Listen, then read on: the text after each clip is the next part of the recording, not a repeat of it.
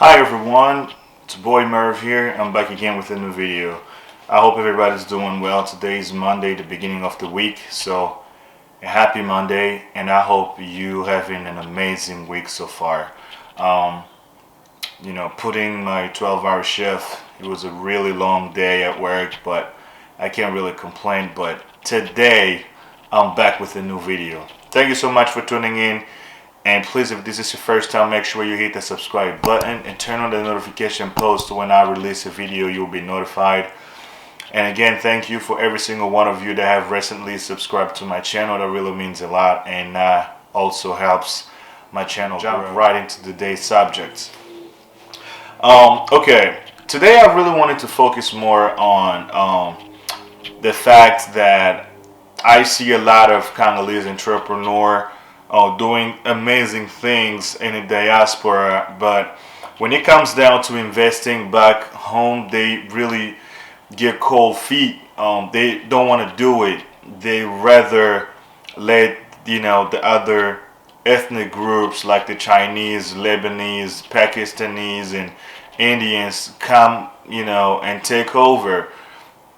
And the you know the drawback of these particular actions is only developing some type of cynicism within the Congolese community, whether here in the diaspora or back home in the country. What I'm about to talk about, it's really important, and I really want you to pay close attention to this one, because I see a lot of talented Congolese people in the diaspora, more specifically here in America where I reside, right? I know a lot of Congolese entrepreneur, who are doing amazing things, and they are doing really well. They have their business established here, they have the business set up, and that also explain the reason why they're doing so well here. And if I really had time to speak with every single one of them, at least those that I know personally, and they all had one answer to this one specific questions that I was asking them, and that question was, why did you think it was a better idea to set up a business here in America, where there are already a lot of businesses, and plus there are like a lot of big businesses here. But when you look back home, we have a country that's in a way of developing, and we need a lot of investors, so we can create more jobs to like the youth, because we know that a lot of young people there, they're struggling with finding a job. And I asked him that question, so he had a straight answer, and he didn't even blink when I said that. His straight answer was the government is not doing a good job to kind of like bring support to the diaspora that are willing to come back home and invest.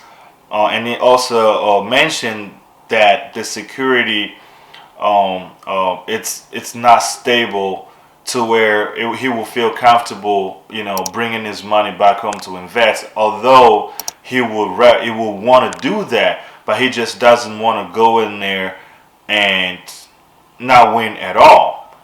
And I get that. I really do understand. I mean, the security has to really be stable, because you cannot invest your money into where there is instability.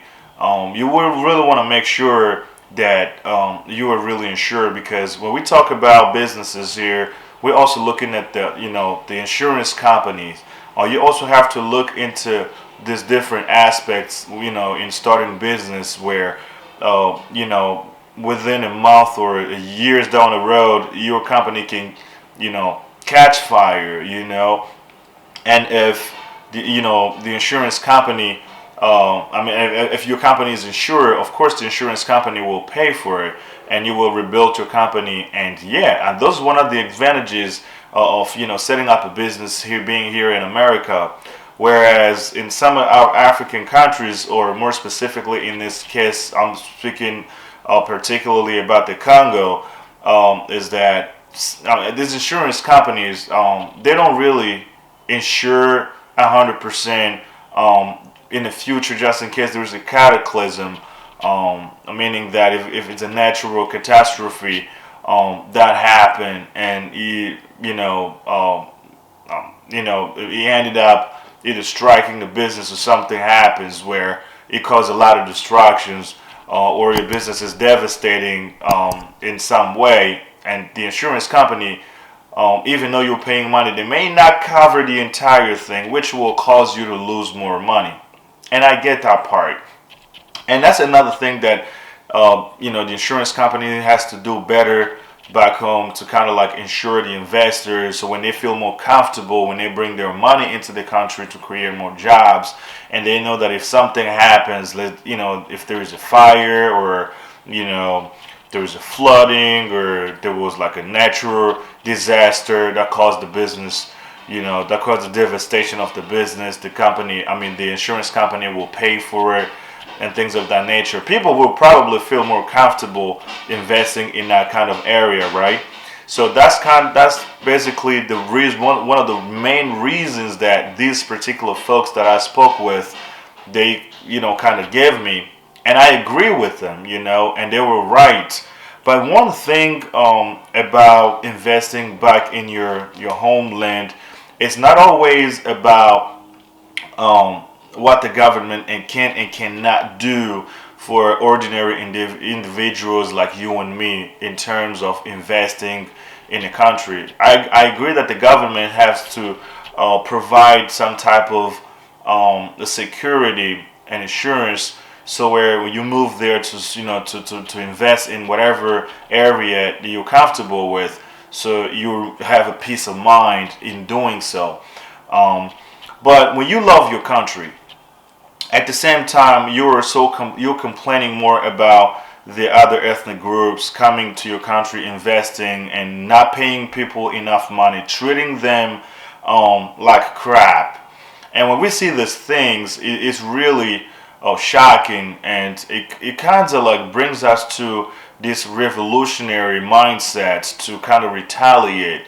But at the same time, those same people that work for them, at least they can say, at least I have a job, at least I have a salary, no matter how small the paycheck could be. But this guy, because of him, I'm able to get up early in the morning, get out my bed and drive to work, or catch the transportation, catch the bus to work, and expect a salary at the end of the month, regardless of the treatments that we are getting from these people.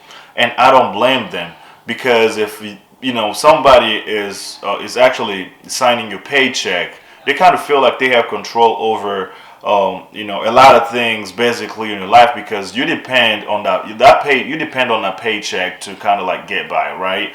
To pay your bills, to take care of your family. Because if you're not able to provide any of that, then what's the point of even existing? Because we all need jobs. But instead of complaining about the Chinese and these other ethnic groups taking over, controlling our economy, let's just squash all of this social economic, or the security, or the environment, whatever that the government is supposed to do to make the investing atmosphere a better place for the diaspora. Let's just go there, join hands, and start investing. So first of all, you got to go ahead and ask yourself questions. So maybe these Chinese, they have a lot more money to afford investments back in the Congo, right? But they don't look at those same factors that prohibit or that prevent us from going back home to invest. But they are there investing still, right? And they're doing pretty well. They are really successful. So I believe if they are successful, so can we. So we can also be successful just as much as they are. You know why we are not successful? Just because, number one, we have this negative mindset that if you start something in the Congo, it will not work, or in Africa in general. Because even during the colonial time, it is this one thing that a white man at least managed to do, is to get to butt head, black people, so that if I'm doing something, you won't trust me, or if the other guy, black guy, is doing something, you don't trust them. So we kind of like grew with that, and it went on, in after generations, and this has been hurting our communities a lot. So we can't even do business with each other, nor can we even, go back home, invest in our own countries, but we prefer investing in these countries where everything that they own was basically taken away from us. But we're still okay continuing to invest into the system of, that caused a lot of oppressions to us. And that's even one of the reason why we are economically where we are, is because of them. But regardless of that, it's like you are going back to the same master that have, put you down to the ground level, where you are. So what's it going to be? Are you going to sit down and complain about what the Chinese are doing, and complain about the inability of the governments to build infrastructures in order for you to go back home and invest? Or you're just going to step up and get the job done? So that answer, I can't give it to you. I can't give you the answer, because I do the little that I do in my area in the best of my ability. I try at least to do something good, so that tomorrow, even though it's not going to be that big, but at least I can have something, a story to tell. I can have something to say to people. Hey, in this point of time, I try to do this, or in this point in time, this is what I did, and this is what I can only come up with. You know what I'm saying? I know people that have a whole lot of money that could do a lot of great things, but they don't want to do it. But I ask myself, how do these Chinese and Lebanese and all these other ethnic groups are managing to do well in our countries? How are they doing that? Don't bring me that crap. Don't talk to me about, oh, they have our politicians in their pockets. Well, maybe it's true. And you know what buys politicians? Is this. It's the money. So how about you join hands with other Congolese or in the diaspora who share the same ideology as you, and that share the same business incentives as you, to join hands and trust each other for once. Go back home, start competing with these guys, and put the same politicians into your pockets, so that they can balance things out. They get to pick, am I going to pick a Chinese guy? If you really want to have that stupid conversation, I still have to say it because I think it's stupid, but let me just put that hypothetically out there so that everybody can understand where we're coming from. You know what I'm saying? So you can also have the money to buy our politicians, put them in your pockets, so that you can make things better for yourself, as well as your family, and of course your community. And think about the job that you will create to these particular communities. How long are we going to continue running from our countries and to go make these countries even way more money? Because this is exactly what we do. When we move from our countries, we come here, we get jobs, and they start taking taxes out of our paychecks. It's helping them build their infrastructures, build schools, hospitals, and so forth. But what it is, your country is benefiting from you. And I'm on the same boat too. Don't get me wrong. Don't think that I am excluded from this conversation. And that includes me as well. So that's why I don't want to remain in this type of reality. I started something for myself, and I believe in it. As long as I work hard enough towards it, and I'm sure my hard work will pay off. Soon enough, I'll be going back home again to do some more amazing things. Alright guys, thank you so much for tuning in today. I hope you find this video interesting. Please, if you like this video, don't forget to give it a thumbs up. And also, if this is your first time again, please hit the subscribe button and turn on the notification bell, so when a video is released, you will be notified. And yeah, thank you so much for tuning in. Until the next one, I'll talk to you guys later. Peace.